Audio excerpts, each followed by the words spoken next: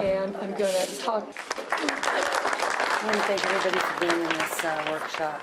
My name is Lisa Coppel, and I solved my mom's 30-year cold case homicide in Fort Collins. I was 10 years old, and she was killed by her husband of 9 days. There was a coroner's inquest that was held on March 12th of 1973. She was killed February 21st. In this coroner's inquest, they ruled it an accident, even though everybody leaving the inquest knew or felt that something was not right. Being as it was ruled an accident, it sat dormant for 26 years until I started looking into my genealogy. I started poking around, and the man on my birth certificate said, he's not my father, but he said that he asked if I was sure she died the way I think she did. And I went and got a copy of the police report. I broke down the police report into witnesses, investigators, and pathologists or doctors or whatever. I pretty much contacted everybody in that police report that I could.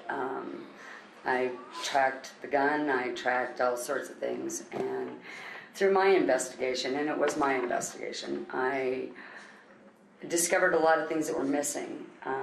The coroner's inquest was reference to a miscellaneous file at the courthouse. That was gone. Stenographer's reports were gone. The gun run, where the gun was sold at a police auction, was gone. No evidence, physical evidence after 30 years was gone. And I found it really frustrating that some of the people would willingly speak to me, and a lot of them treated me like I was just an irrational sibling or daughter or whatever, and family member that certainly couldn't have such knowledge. And I took their own documents right back to them, and I made the coroner's investigator role play with me. I took a paper gun in there, I traced from a pawn shop, same make and model, and we role played. And I proved to him that her hand could not have been on the gun at the time it was fired. And depending on who you ask, it was badgered or whatever, but I pretty much gave it about an 8-month window of calling them and going by and taking their documents, and a lot of this was old stuff that nobody really wanted to dig back into, and I don't blame them. What was it, 1996, Pat Allen changed the death certificate from accident to suspicious for homicide, which is a huge feat. Being as there was no physical evidence and nothing new per se, it was an open case, but considered inactive. It wasn't until Long Mountain Daily Times ran a newspaper article about unsolved homicides down the Front Range, where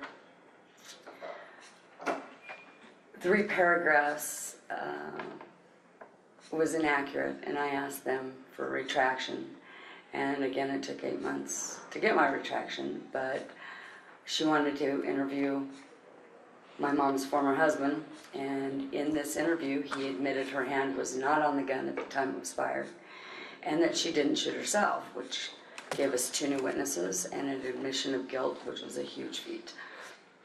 February 21st, 30th anniversary, 30 years to the date of her murder, I was invited back to speak with Larimer County officials, and they thanked me for my efforts, said that they couldn't have done it without me, and they thought they had enough evidence to go to the DA and ask for an arrest warrant, which was fantastic.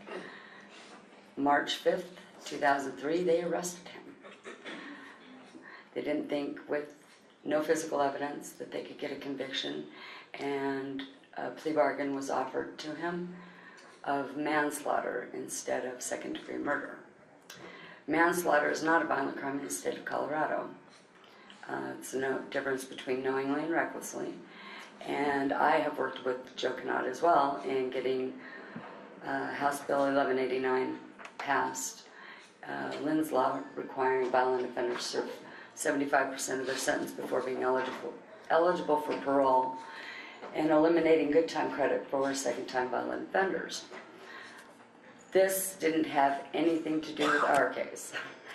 From arrest to release, Charlie Anderson served 8 months, 1 week, and 2 days. By the time they got him down to 4 Mile Correctional, he served a total of 5 weeks down there and killed his number.